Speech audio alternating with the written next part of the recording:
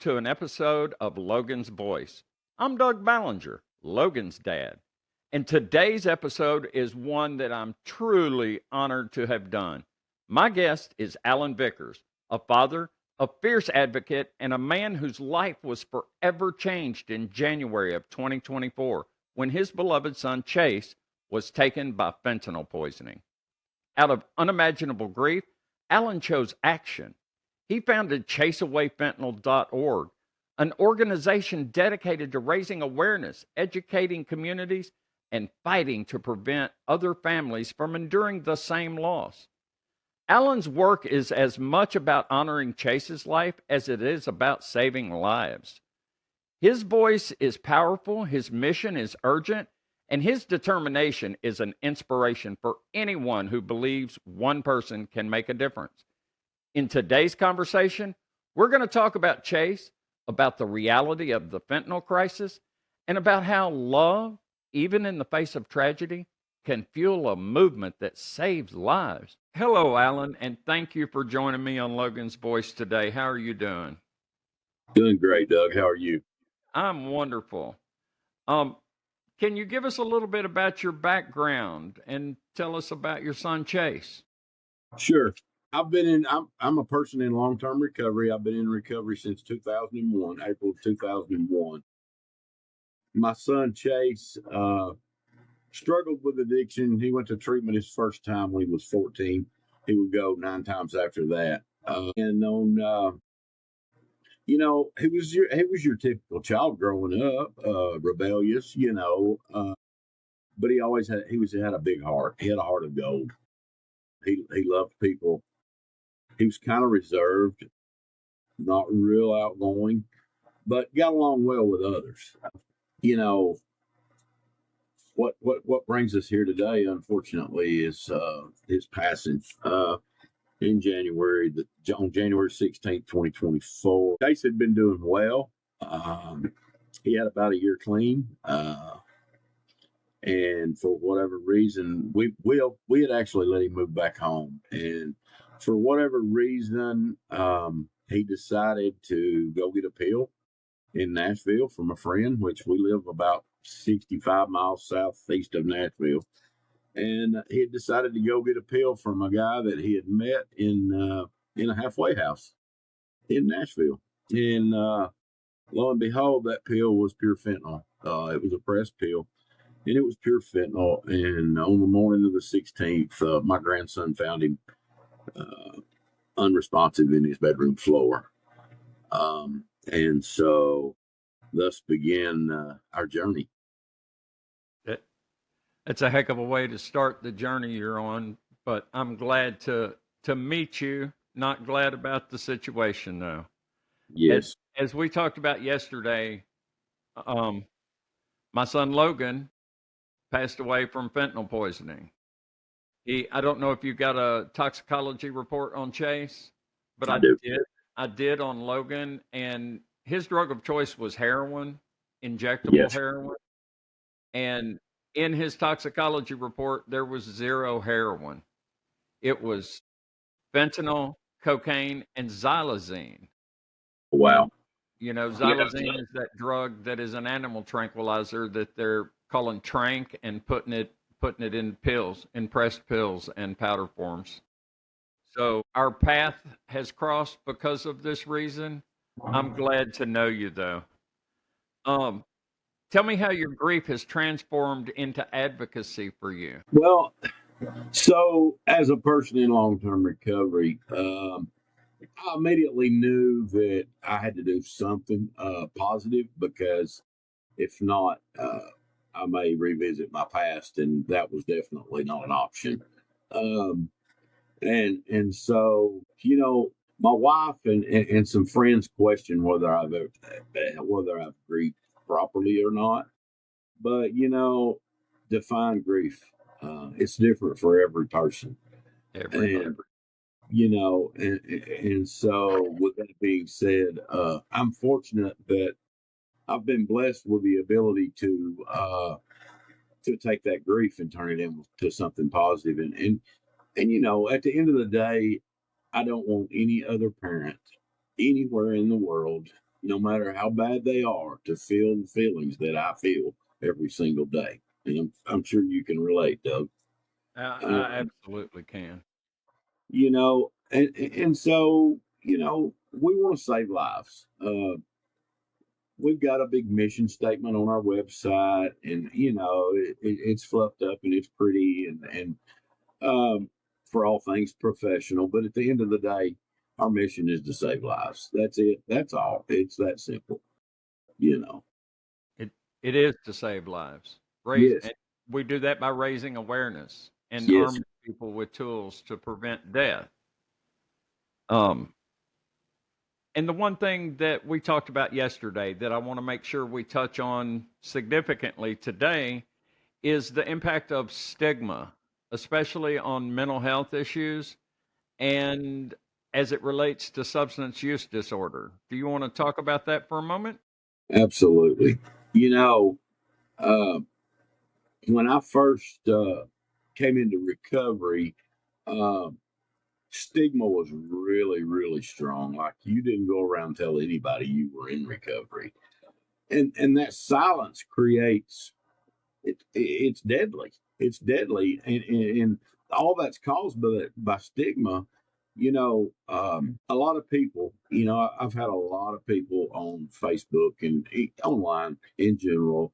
Say, well, you're making Narcan so accessible. Why don't you make the EpiPen accessible? And I always tell them, that's a great cause. What, go for it. If that's your mission, if that's go for it. I'll support you in any way that I can. But that's not what I do. That's not my thing. Don't hold me in haste because that's not my mission. Um, but I guess when I think about stigma, I think about how deadly that is, and I don't think people really get that, especially people that don't know. Um, when you call an addict, there's not any positive form of that word out there. There's no positivity attached to the word addict. And that's why we're trying to change the language. And we want to talk about people that suffer from substance abuse disorder or substance use disorder. And that's really, really important. Which brings me to the fact that what really got you and I connected was a podcast you did on stigma. And I shared It it out, was. and I screamed to the top from the rooftops that you got to watch this, listen to this podcast because, uh, and not only that, like the stigma that we experience on a daily basis, maybe not you and I as much as maybe somebody that didn't turn this into something positive and that is not as outspoken as we are, but are more reserved, the stigma that they face just because they lost their child to substance use disorder, the silencing of those people. Um, you know, people, if you haven't if you haven't been here, you just don't know. And until you don't think about this happening to you until it happens. Out of sight, out of mind, kind of. And with fentanyl and xylazine and the other deadly Chinese poisonings that's out there, um, you know, we have to talk about this. This has to be talked about. It has to be talked about daily. People like you and I, and many, many, many others out here in the world that's getting online, and we're talking about it, and we're sharing about it, and we don't mind talking about our children that we've lost in public, and you know that's that's part of the way uh, that we reduce stigma, and one of the things that I've been pushing from day one, I hear people talk about stigma reduction training, stigma reduction, stigma reduction. Um, that's not a big enough word for me. We like to say we give anti stigma training because we want it gone. We don't want it reduced. We want I it like gone. I like your anti-stigma training narrative. It's, yes, and that's something that I don't know. I was just thinking, one day and was thinking about stigma and stigma reduction, and I'm like, reduction is not a big enough word to prevent people from expressing their opinions on people and killing them. They make stigma keeps people from getting connected to the help they need because of the guilt and shame. And we all know, and if we don't know, then we need to know. Guilt and shame are useless, absolute useless emotions. There's nothing good about it. Um, and, and and no person, and I can tell you this from a person in long-term recovery, nobody can ever make me feel any worse about myself than I did on my own without anybody else putting anything on me. When I first come into recovery, and so you know, uh, I had a meeting with someone this morning, an official, and they wanted to talk about addicts. And um, I ran into somebody this afternoon, and they're like, "I don't know how you do this. Dealing with addicts are so awful." And I looked at her and I said, they're really not. They're good people. And guess what? They're somebody's kid. They're somebody's brother. They're somebody's sister. They do have a disease. It's no different than any other disease. It's no different than diabetes or cancer or whatever. It's treatable. It's not curable, but it is treatable. And it can be sent into remission for, I know, 24 years. I know that personally. And so we have got to, as a society, we have got to approach the disease concept. We've got to adopt the disease concept. Not no child was ever born and said one day I want to grow up and be an addict or I want to suffer from substance use disorder. You're right. It may be a choice in the beginning. The first couple times you do drugs, you use or whatever. Uh, but it very quickly it becomes a way of life, and it's not a choice anymore. You know, your drug of choice is your medicine that keeps you from getting sick, just like any other medication. Yeah. And so if anybody's ever suffered any withdrawals or anything like the negative effects of withdrawals, you're going to do what you got to do to get your medicine. You know, um, And just like the go ahead. scary part now, is that the drug supply is so incredibly poisoned with Yes, fentanyl, carfentanil, um, xylazine, and you can't come back from xylazine. Xylazine yeah. Narcan doesn't work on xylazine. does not work on xylazine. Um, I don't know of any way. So, but still, we've got to raise awareness and end the stigma, not just reduce it. I believe you're 100% correct. It just needs to be stomped into the ground is what needs to happen, and it's so simple to make those changes. It's Yes, just a matter of incorporating the use of new words into your vocabulary. that's it. Like I said in that podcast I did about stigma, you don't go around shaming people with cancer or with Right. diabetes because they have cancer or diabetes, but because people don't know how to react to someone who is using substances. And the one thing you mentioned it earlier, how he was a wonderful, kind, and loving human.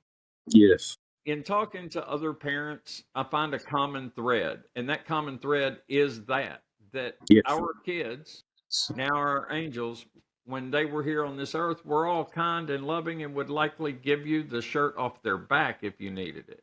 Absolutely. But shame and stigma kept them pushed away into the shadows because they felt like failures trying to reach out for help. And Yeah. even people in my own family, my immediate family, thought that substance use was a choice, a moral failing. They they know better now because I won't shut up about it. Oh, You. and I'm going to not shut up about it for as long as it takes until we stop having deaths. I remember growing up as a child, we experimented, we did all kinds of stupid stuff, but the drug supply wasn't poisoned. We didn't die from it. No, the one memory I have of somebody dying from drugs. You remember Art Linkletter's daughter when Hmm. she got Hmm. high on something and thought she could fly and jumped out of a window? Yes. That, Yes. that was the overdose that we all knew, and it was Hmm. just one. Not that that's not too many. One is still too many. But now we're losing 300 people a day in America. Yes. 300 people a day. And Yes.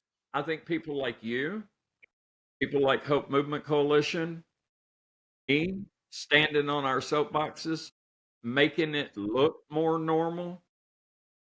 You seem like an everyday guy to me. I seem like an everyday guy. Maybe I'm a little extra sometimes because I find I find it interesting. Sometimes I can tell people are getting nervous about the conversation, Yeah. and I could go in two directions. I could either make them a little more nervous or let them off the hook. Most of the time, I I, make them a I little more nervous. I put the pedal to the metal when they start getting nervous. But we should not get enjoyment out of that. But it helps drive the point home, in my opinion. It Yes. helps Yes. them understand. We're standing here. You've said it to me yesterday and today. We want to make sure that other parents are not going through the same pain that we are. Absolutely. That's what it's all about. Um, so do you have anything else you want to say about stigma before I move us on to the next topic? Just don't participate, y'all. I mean, do not. I do have one thing that I want to say, and this is coming from my wife, who does not suffer from substance use disorder, never has, never will. Um, and she's my son's stepmother, and she and my son, man, they butted heads for years and years, and probably within the last year before his passing, they connected on another level and they quit butting heads and they really got close. Like, he would call her a lot, about things or advice or whatever before he would call me. And so, probably within 2 months of his passing, uh, I was at work. I wasn't at home. I worked late at that time. And so, he and my wife were having a conversation. And my wife asked him, she said, Chase, she said, help me understand that if you're going down the road and you come to a fork in the road, and if you go right, everything's going to look, it looks better, it's clear. But if you go to the left, it's the same place you've always gone. It's doom and gloom. She said, could you help me understand why you always go left? And he said, what if you thought left was the only direction you had to go? And that turned my wife completely around. She Uh, cannot tell that story without crying like a baby. And she is probably one of the biggest advocates that we have on board of our organization. She's probably a bigger advocate than I am. But at that point, that was something that she got. And I'm sharing that because I hope maybe some of your listeners will get that also, because he didn't know he had another option. He kept going down that same road because he thought that was, I don't know if his self esteem, or I, I'll say it's a result of stigma, and because there are two types of stigma. There's public stigma and then there's self stigma, and the self stigma is actually more destructive than the public stigma. Because you suffer with all that guilt and shame, which that's part of self stigma, even when no one else is around, when it's just you. and So, I believe that it comes from external stigma to start with, in yes, that once you're told enough times that you're a failure, you're going you to believe it. believe you're a failure. And Yes. yes, yes. So I'm going to go off topic here a little bit. since Logan passed, I have found in my own being that I tend to be more compassionate, not just to people with substance use disorder, but to people at the grocery store. If I see Yes, somebody drop something, I'm going to bend down and pick it up. If I see absolutely. somebody with with worry in their face, I'm going to try to smile at them. Just let them know that somebody sees them. Do you find yourself being more compassionate now since Chase is gone? 100%. That is, you know, sometimes I hate to say this, but I tell people a lot, and I always tell them I feel bad saying this, but I don't know if it's losing Chase has softened. I think what losing Chase really has done is it has gave me an appreciation for my fellow man that I may not have had before. I think it even goes deeper than compassion. Like I have a genuine love for people. And I was that guy that I never thought this would happen to me. It never crossed my mind. No, And no, it never so does. and as a result of that, I lived a very selfish life. I just rolled on, went made my money, came home, and I really didn't. But in an instant, I realized how important. I realized what was important, and all the things that I have are no longer important at all. I don't care if I lose them all, you know. Um, and I will do that to continue my mission if that's what it takes. But yeah, yeah, exactly what you said. Like it softened me. My birthday was just Sunday. I turned 56, and I had a lot of friends, on Facebook and such, telling me happy birthday. And my reply to every one of them was, I'm a blessed man, and I am. That kind of sounds bad because I lost my only child, you know, but at the same time, because of my child and what he went through, I am the man I am today, and I'm not ashamed of that. Absolutely. I believe the same thing that you're talking about. It's kind of hard to explain unless you've been there. Logan was my only child. I know for a fact. I didn't even know how to spell fentanyl before Logan died. I Um, called fentanyl and Narcan fentanyl forever. yeah. So yes, I agree with you. It changes a person. It changes moms. It changes dads. Dads, you're one of the unusual dads because you're out there talking about it. I'm Yes. one of those unusual dads because I just won't shut up. Um, and I will talk to anyone about it. Hmm. Um, so those boxes behind you, those are harm reduction kits. Yes. Narc, Yes, they are. That's naloxone talk is what about that that for a is. little bit. Do what? Talk about naloxone for a little bit, and especially what you told me yesterday with the little codes that you have on there, so people can report back to you. Yeah, I mean, that's something that we're working on. We haven't got it completely done. Well, we do have it on some of our opioid reversal medication. We've got QR codes. This is actually Opti, which is not. This is not even naloxone. This is namifene, which is made by the same company that makes Suboxone and Subutex and Sublocade.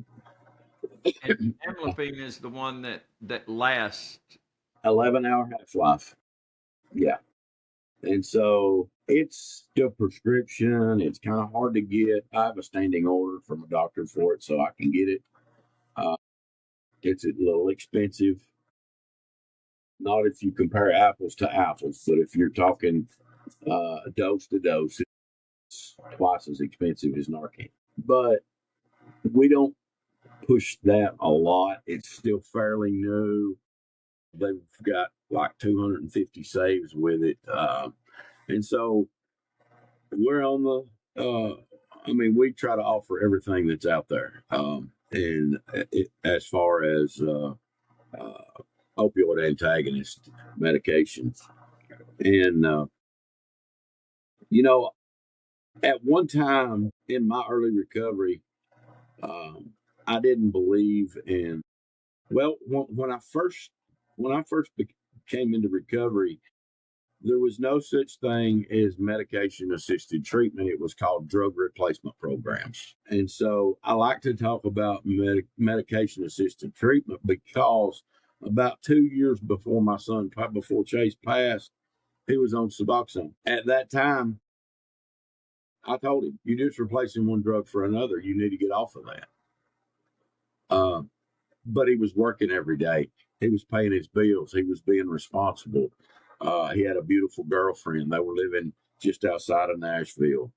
Um, he was an active participant in his son's life, even in her kids' lives.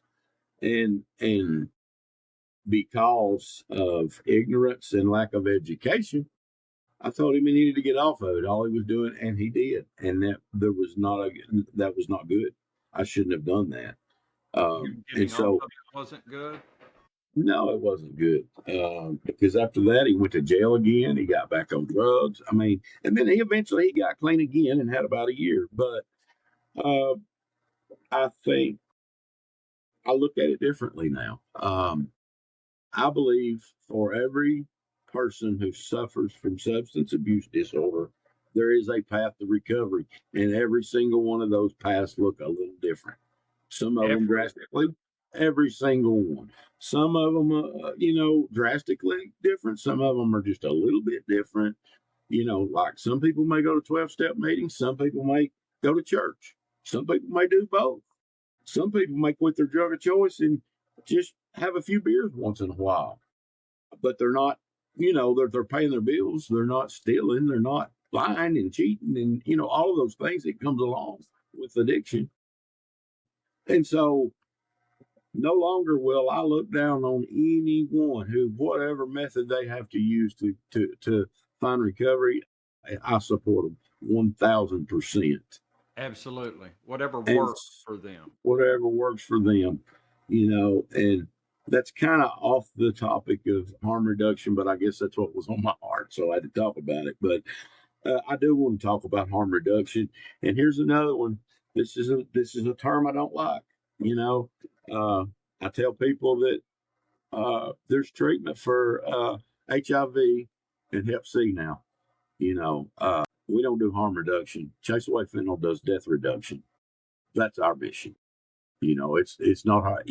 We're called harm reduction because we distribute so much naloxone. But nah, and I've put it on my Facebook so many times. Death reduction, death reduction. That's just one of them things. Just like stigma reduction versus anti-stigma. Well, I look at harm reduction versus death reduction. I'm trying to save lives. I'm trying to keep these kids alive, not just kids. I mean, I'll tell you, I had a last week. Last week, I went to about 6 months ago. I was asked to come to a parents of addicted loved ones meeting in Alabama and do a presentation, and so I went, did a presentation, did Narcan training. I gave everyone in there a box of Narcan. Uh, there was an older lady in there, and her granddaughter was addicted to opiates, and she had a hard time. She had a hard time practicing tough love, if you will, for lack of a better term. And so she kind of enabled her granddaughter a little, and her granddaughter lived with her. Well, last week she was in her granddaughter's room. I don't know. Maybe her granddaughter wasn't home, whatever. She was in there cleaning her room, and she got exposed to fentanyl, and she was revived with the box of naloxone that I left with her when I was there at that meeting. And so, we distribute. So to date, we've almost distributed 11,000 units of doses of Narcan um, since our inception in February of 2024. So, that's 350, $400,000 worth of naloxone. That that is That is a lot of naloxone that you've distributed. I have. And and you have a way of tracking back saves with it I, I try to, yeah. if I it have, gets reported. yeah, if it gets reported, we've got, and I don't really like to blow. I don't even know how I feel about this, but it's necessary that we keep up with it so we know what we're doing. But we've got 8 saves to date uh, with the naloxone that we've distributed, and that doesn't seem like a lot. If you think about 11,000 doses and you've saved 8 people, but what's a life worth? How do you put a price on that? To those eight One families, is enough. You've, to you those know, one. yeah, to those 8 families, it meant the world.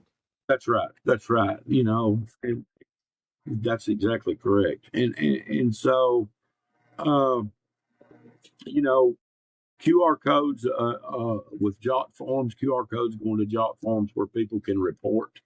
Uh, we never ask for names. We don't want names. We want numbers. We want to know, and we also want to know what area. Like we might ask what part of the county or what part of the state, whatever. And we only do that because we want to track upticks in overdoses. Yeah, Just this past weekend, we had an uptick in overdoses in East Nashville, um, and they were all related to, well, at least 2 of them were homeless people that were living in storage units um, in East Nashville. So, but we try to use those QR codes. I haven't got them on everything yet. I'm still working on it, and well, it's event season in Tennessee, so I'm covered slap up. Got a music festival where we're working this weekend, distributing Narcan there. So, but we're constantly thinking outside the box to try and come up with new, unique ways to distribute Narcan. Um, because I mean, we believe in it. It's a proven lifesaver. It just it is, and absolutely is. you know, and And so we developed what we call the Caring Library. For your viewers, you can view that on the caringlibrary.com.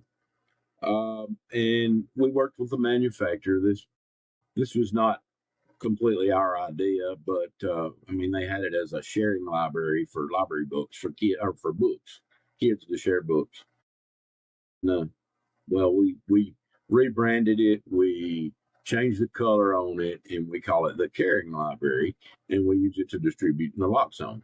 And so I think we've got, if I'm not 16 or 17 units out there, and we just started the research and development in February the 17th of this year.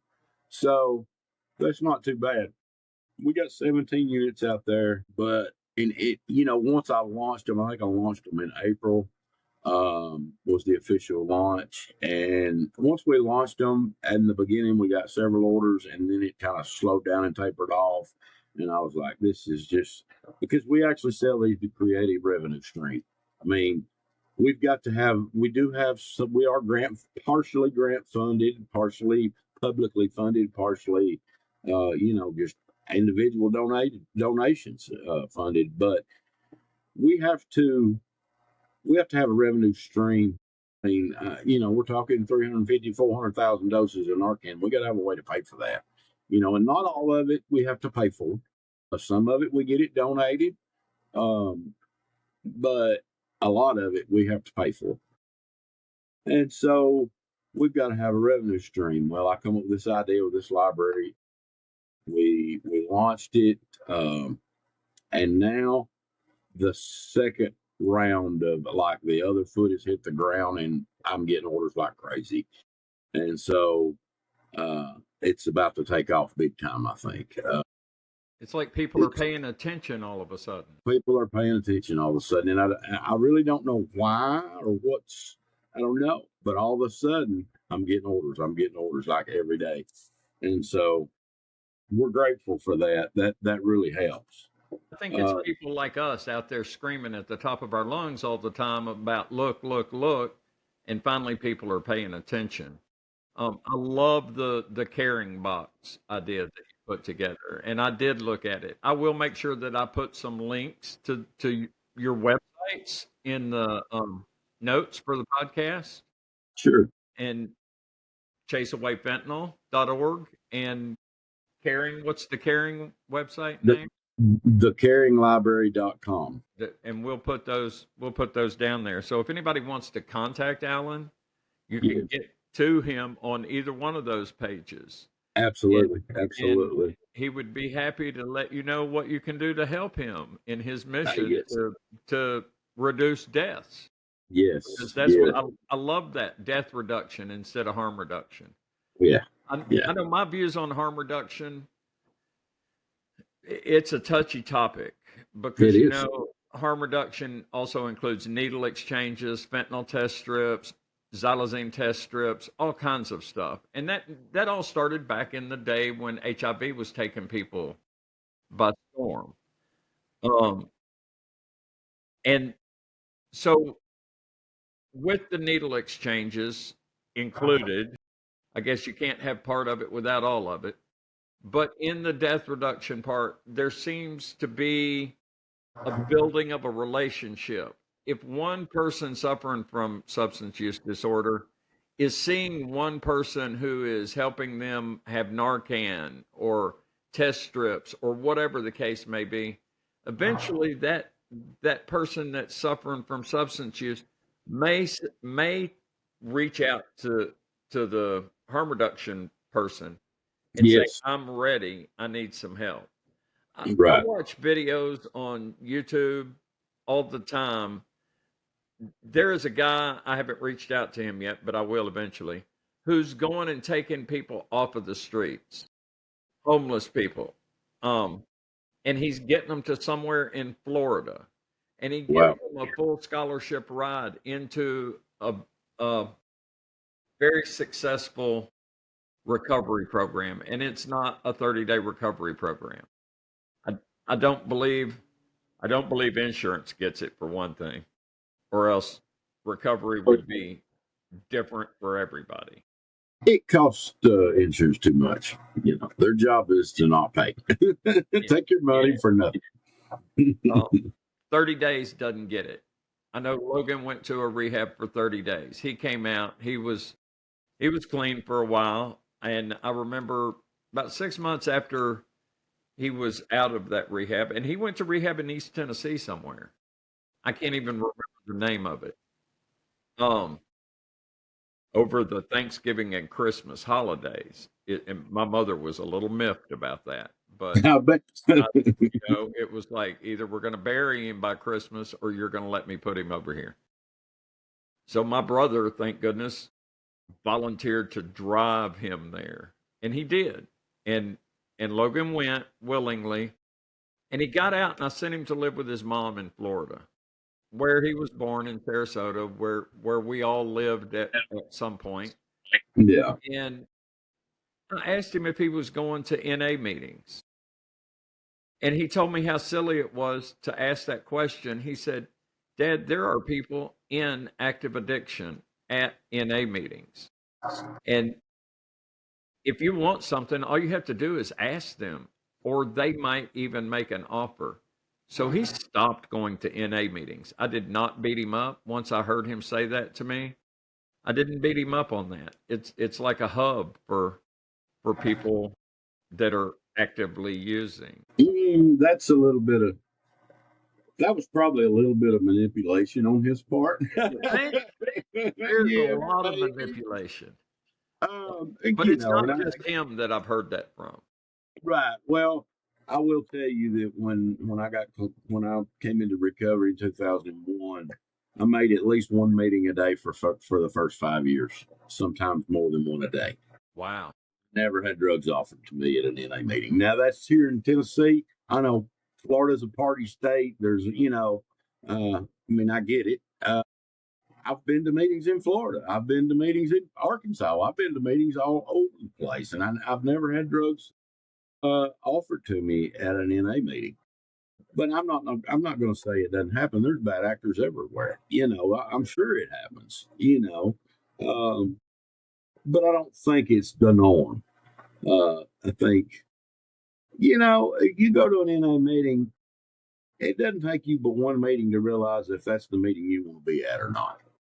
Right. You know what I mean? And usually, especially like in Sarasota, there's probably no telling how many meetings a day in Sarasota, Florida, You and just there's have to some good ones there, I'm sure. find the one that you fit with. That's right. You get in where you fit in. But yeah, I could have probably told my mom, no, I'm not going to NA meetings. They keep offering me dope, and she'd have believed it, and away we'd have went. I believed it.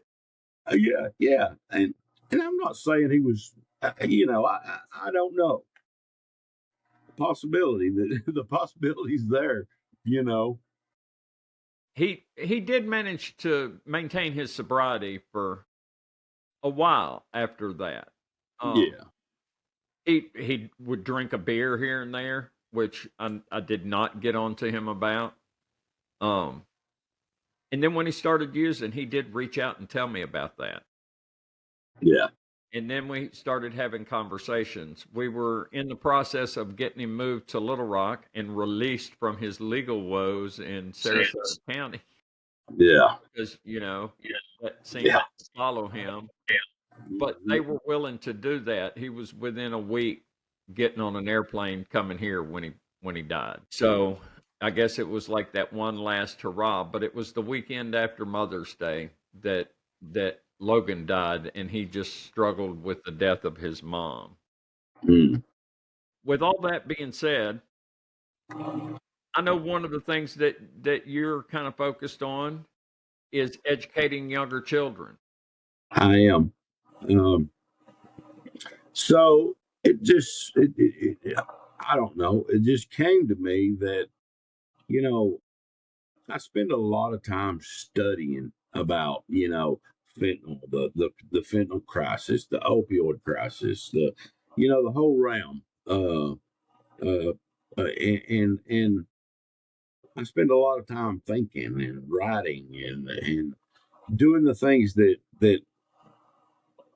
I've got to do to make sure that I'm dotting my I's and crossing my T's because I don't want to misinform anybody because misinformation is also deadly, Yes. you know. And something that came to me was, and I just talked to this about this to someone this morning.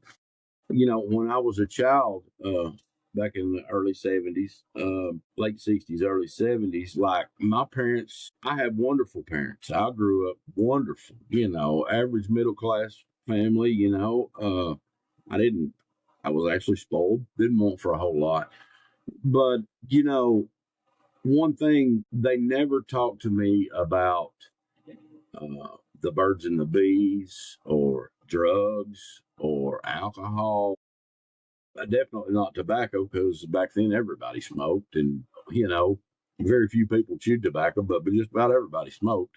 And so that was never, and it wasn't that it was just taboo. That was taboo. You didn't talk about sex, drugs, and rock and roll back then, Right. so to Right. speak.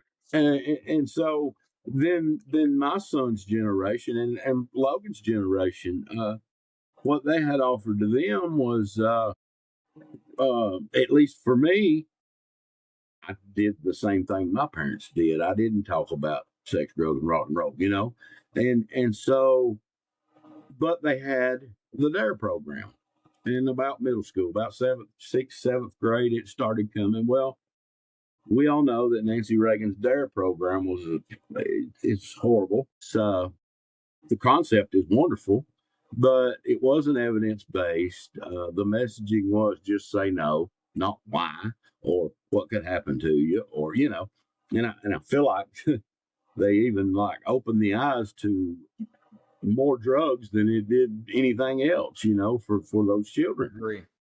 and so what I realized through this thought process was I feel like, and I haven't had anybody argue with me yet, so I think I'm onto something, but I think we're waiting too late to educate our children. By the time they get to seventh, eighth grade, they've already made some stupid decisions. I mean, they've probably already got some friends that are not on the up and up, or they're definitely super influential during that age time period. And so I think if we start at a younger age and doing what we're doing right here today, like talking about it, putting it out there, for everybody to hear, is part of that process. We don't I don't necessarily think we need to give 5-year-olds sex education. I don't mean that at all. But I do think we need to give education about making wise decisions and about how to say no, regardless of what it's about. It ain't got to be about drugs, or, and helping them identify the people in their life that they can trust, you know, Absolutely. uh, things Creating like safe that, like spaces. You have to create creating safe safe spaces. spaces for them to be able to Yes. reach out if something's bothering them, because that, Right, exactly. yeah, And let them know that, like, there are people, there's counselors, there's people in their schools that are there to help them. They're not against them. It's kind of like me with the addicted community versus in Tennessee, we have what we call the regional overdose prevention specialist who works for the State Department of Mental Health and Substance Abuse. They basically do the same thing that I do, but they got that state logo on their shirt. And I'm going to tell you right now, people using drugs ain't going to talk to that person with that state logo on their shirt. They're no, just not.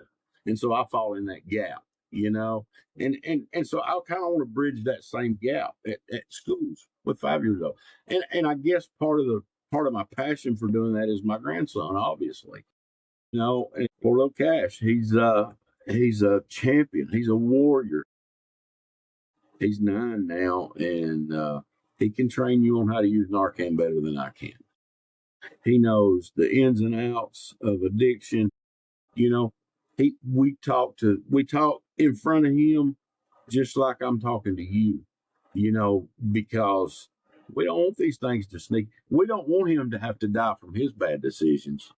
We right, want him to learn before he has to make those decisions. And absolutely. and and that's what we got to do. And I do believe that generation is going to turn this thing around. But how many are we going to lose in the process? 300 a day. That's what we're going to lose, and if we don't do something different. We've already lost more than we did in all wars combined. Yes, yes, absolutely. Um, Losing people in war, everybody rallies behind that and does what they can to stop it. In my opinion, this is a war. We're It in a is. war. We're Um, in a war with China. I mean, and I don't mind saying that. I don't care. I don't care about the political part of it or nothing. We still haven't handled China the way we need to handle China. I China's agree. killing our military age children. That's what they're doing. That's their goal. It's a fact. It's proven. I've got a letter right over there that from the China Select Committee that I went to their hearing. My wife and I went to their hearing last March, and they showed every bit of the evidence to us. That what China was doing. And the one slide of the whole thing that I can remember that really sticks with me of this whole China Select Committee hearing, one slide that they presented, and I'll never forget it. It showed that in 2018, the United States, 76,000 people died. Now, all of the precursor chemicals are coming from China at this point. They still are. Um, in 2018, all of the precursor chemicals were coming from China. 76,000 people died in the United States. You know how many died in China? Zero. Zero. Not one single person died from the chemicals that they were making right there in China. Yep. Yep. Yep. Because they So, knew they were deadly. They knew they yeah, had they to know what wear they're doing. hazmat suits to They're process. still doing it. Yeah. Well, and not only that, if they got caught making fentanyl in China, actually, mixing the precursor chemicals and making fentanyl, they could face the death sentence. Right. Um, yeah, they were actually subsidized. They had tax breaks and things if they made these chemicals as long as they shipped them outside of China. And as far as I know, they still are. You Yep. know. Mexico and Canada. Well, they go, yeah, yeah. Of course, the original back in 24, what was happening is it was going from China to the cartels in Mexico, and China actually owned a port in Mexico where the precursors were coming in. The cartels were manufacturing the fentanyl, and then the cartels are actually using vulnerable Americans to bring the fentanyl across the border. Yes. That's what was happening, addicted people in their 20s, early 20s or whatever. Um, and so then we close the border, and then they just send, the cartels take it to Canada and come across that border. So, I mean, I do believe that border control is valid, yes, but ending the precursor chemicals is valid.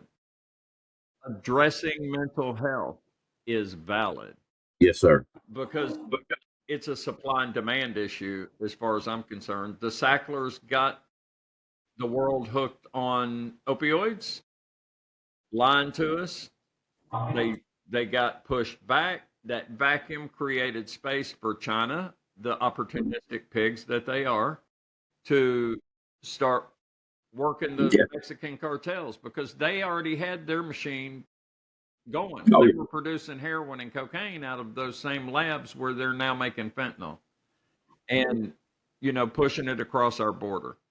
Yes. They're going to find a way to push it across the border no matter what. Mhm. There's no doubt in my mind. We've got to address the mental wellness issue that is substance use disorder. Yes. So this is a quick little figure for you that'll blow your mind. For 800, and this is probably a year old data, but for 850, you can produce $850,000 worth of fentanyl if you Yeah. don't have it. Yeah, $850. Yeah, and so China's in it to kill our people. Mexico and the cartels are in it for money. That's it, and that's all. Yeah. There's a vicious, like a cycle there because, uh, Mexico, they've got to launder that money, those cartels, and China's laundering the money for them through cryptocurrency. Yes. So it's just like, it's just a big circle of, never ending. Yes. I agree. I agree with you 100%. I think if you don't mind, I if don't we mind. can wrap up for today, I definitely want to get you back on later because I want you to tell the story about your children's books. We'll get back into the children's thing, um, and your new start program. So Okay. if we can work to produce that video, that would be Okay. awesome. And I'll Yeah, we can share do a that. little We can do that conversation. whenever. I'm sure, Doug, I'm sure you and I will be talking back and forth between then. I think so too. I wish you weren't already booked up for the 23rd. We would I definitely do enjoy too, man. having you at Bridge the Gap. Um, Yes, yes. so I'm actually have talked to my wife and several other people and I told them, I said, I'm going to Little Rock. Y'all just get ready. I'm going to Little Rock. I'm going to meet Doug, and I'm going to spend it there too in Little Rock. So we it's going appreciate to that. happen. All right, my friend. I appreciate you being here. Tell your wife thank you for letting us borrow you for a little while to have a conversation. Yes, I'm sir. gonna, I'm gonna go ahead and sign off now, and I will get this podcast out. Okay. All right. So, Thanks, Doug. all All right. right. Thanks, See you. Alan. You have a great day. Thank you. All right. Bye You bye. too. Bye bye. Alan, again, thank you for being here today and for the courage it takes to turn heartbreak into hope. The work you're doing through chaseawayfentanyl.org is saving lives, and I'm honored we could share your story and Chase's story today. I'm looking forward to many more conversations with you in the future. Friends, if Alan's story moved you, please hit the like button and subscribe to our YouTube channel. It's not just about numbers, it's about reaching the people who need to hear that they are not alone, that help is out there, and that their life matters. Every share, every click, every comment helps push these stories into places they're most needed. Thank you for watching today. I am Logan's voice. I am Logan's dad. and I will not be silent.